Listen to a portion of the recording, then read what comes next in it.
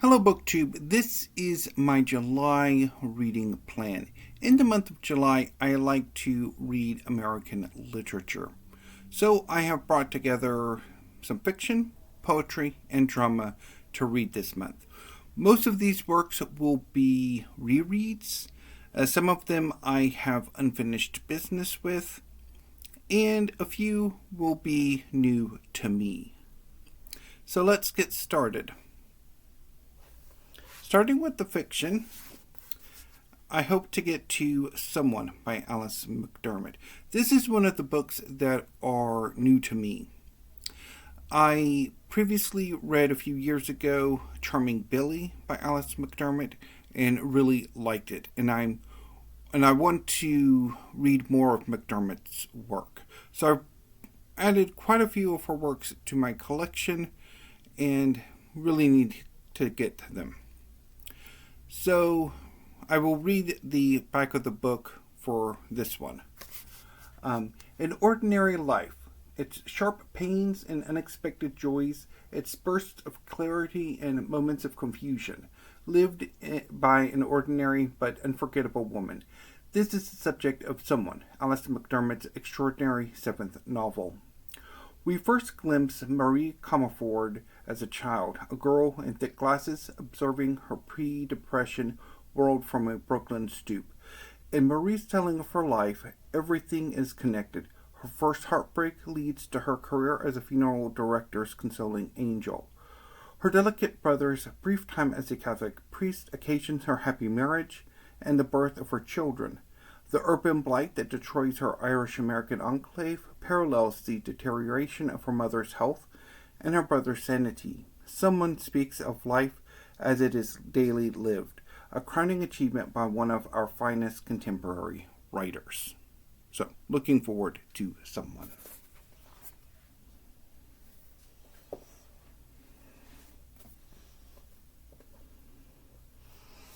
I have unfinished business well over 20 years in the making with The Amazing Adventures of Kavalier and Clare by Michael Chabon.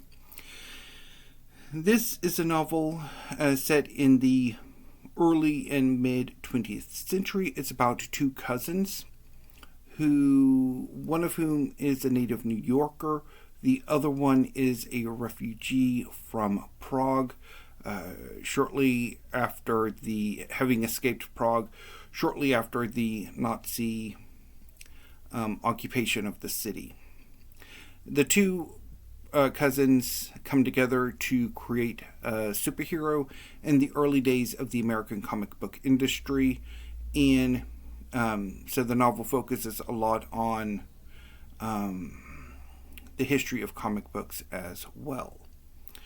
So I'm really looking forward to finally reading this novel.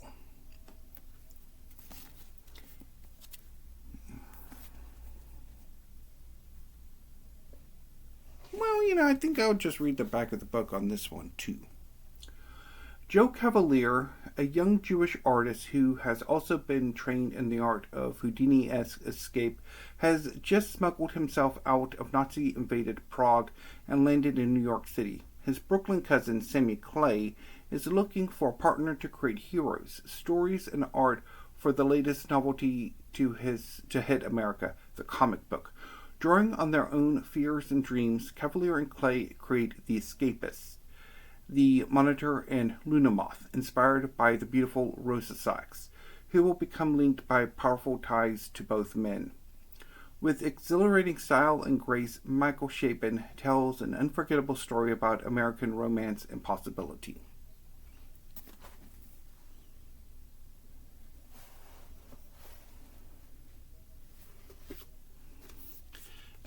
I also have some unfinished business with Beloved by Toni Morrison. Staring unflinchingly into the abyss of slavery, this spellbinding novel transforms history into a story as powerful as Exodus and as intimate as a lullaby. Sethi, its protagonist, was born a slave and escaped to Ohio, but 18 years later, she is still not free. She has too many memories of Sweet Home, the beautiful farm where so many hideous things happened, and Cece's new home is haunted by the ghost of her baby, who died nameless and whose tombstone is engraved with a single word: beloved. Filled with bitter poetry and suspense as taut as a rope, Beloved is a towering achievement by Nobel Prize laureate Toni Morrison.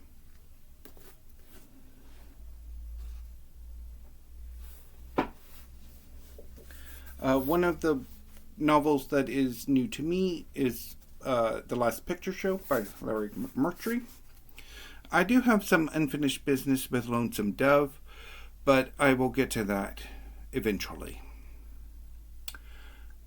Adapted into an Academy Award-winning film, this masterpiece once again exemplifies McMurtry's penchant for balancing the personal and the universal, depicting J.C., Duane, and Sonny as teenagers who want to understand the complexities and contradictions of sex and love, and immortalizing the lives of the hardscrabble residents who are threatened by the inexorable forces of the modern world. McMurtry transforms ordinary words into highly lyrical poetic passages, and infuses a sense of magic and tragedy into the banality and stagnation of small-town American life. An alchemist who converts the basest material to gold, McMurtry is the American West's most empathetic storyteller. In The Last Picture Show, as with so many of his novels, the rich characters are imbued with nuance and realism, proving that even the most modest of lives is worth an infinite number of stories.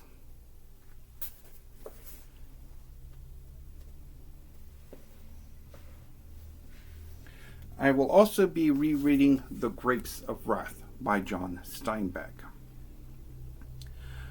which is about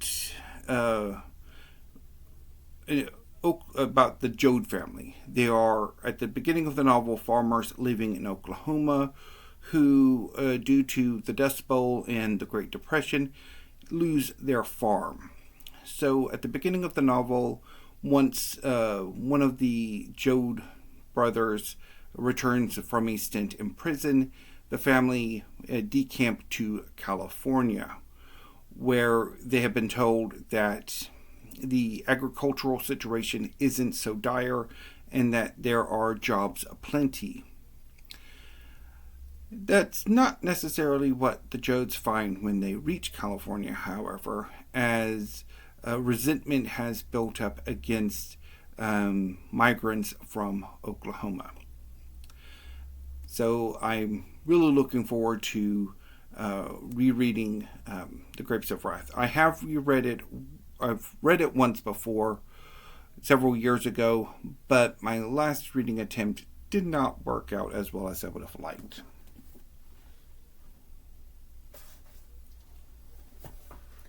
I will also be rereading The Awakening by Kate Chopin. This is about a woman who embarks on an affair, I believe during a holiday that she takes, and the consequences thereof. It's been a very long time since I read this novel, and I am well overdue for a reread. Which is true of The Country of the Pointed Firs by Sarah Orne Jewett.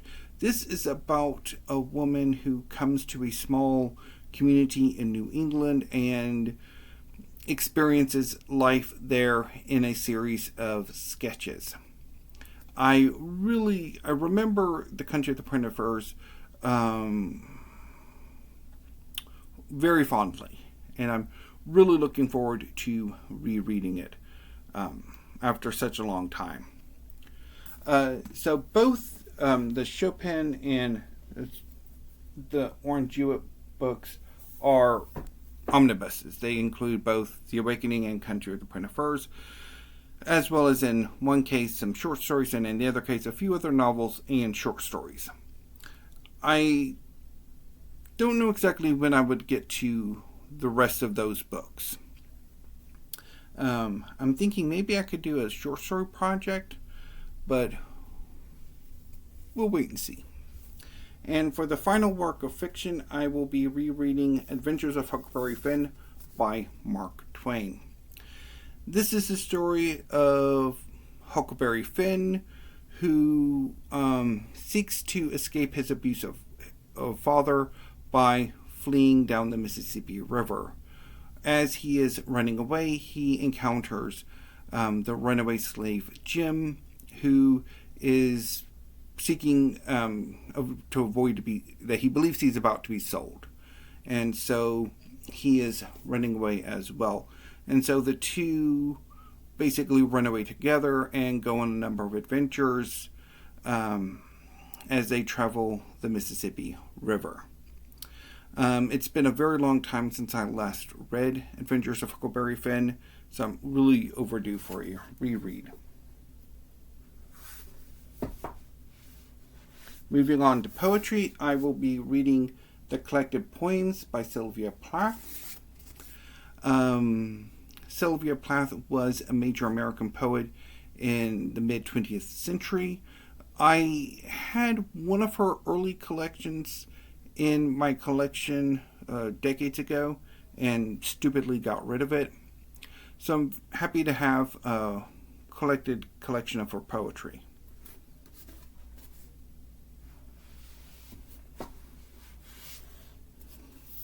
I will also be reading From the New World, poems 1976 to 2014 by Jorie Graham.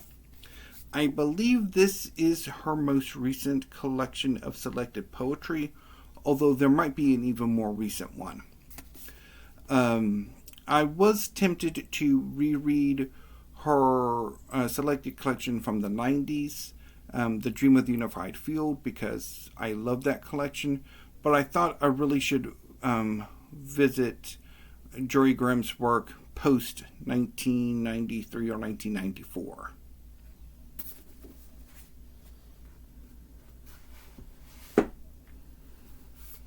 I'm also going to be reading Negative Blue, Selected Later Poems by Charles Wright, although that is quite a bit of a misnomer because there's at least one more selected later poem collection that he had about 10 years after this one. So I've been looking forward to reading some of Charles Wright's poetry.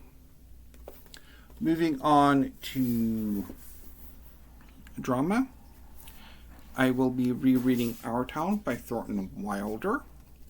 Our Town is about a small New England town in the early 20th century and about two prominent families who become connected by marriage. I love Our Town. I will also be rereading The Night of the Iguana by Tennessee Williams. This is a play set in Mexico and is about a defrocked priest who has changed careers and become a tour guide for increasingly less reputable tour companies. On his latest tour, things go to hell in a handbasket, and he seeks to escape by fleeing to the hotel run by his friends.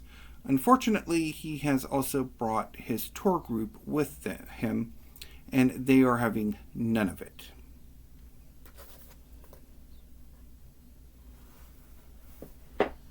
And finally, I will be rereading after way too long, The Women by Clare Boothe Luce. The Women is about a group of wealthy socialites, one of whom, Mary Haynes, discovers that her husband is having an affair with a store clerk named Crystal Allen. And the play is about what happens afterwards. I love The Women. It's one of my favorite plays, and it has been way, way too long since I last read it. I love the movie, and very, very happy to have finally picked up an anthology that included The Women, because it is kind of hard to find. Anyway, that is my reading plan for July. If I can read more stuff, I will report on that during weekly reads, and if my reading plans end up falling apart or need to be changed, I will also report during a weekly reads. So until I see you later, BookTube, thank you. Have a great rest of your morning, and I will see you soon.